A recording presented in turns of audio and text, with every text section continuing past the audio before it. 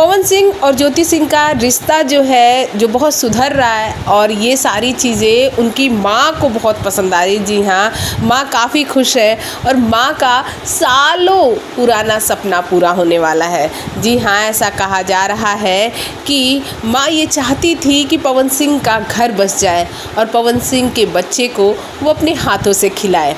और इस बार पवन सिंह अपनी माँ का ये सपना ज़रूर पूरा करेंगे।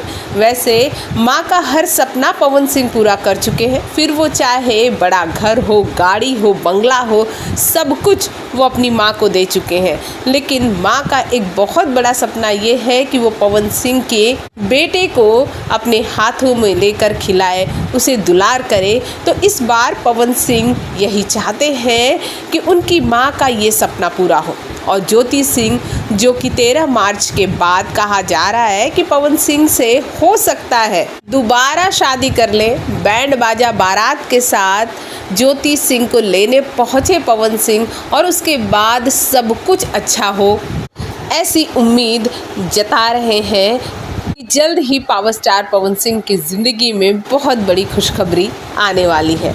भोजपुरी जगत की हॉट और मसालेदार गॉसिप के लिए हमें सब्सक्राइब करना बिल्कुल न भूलिए।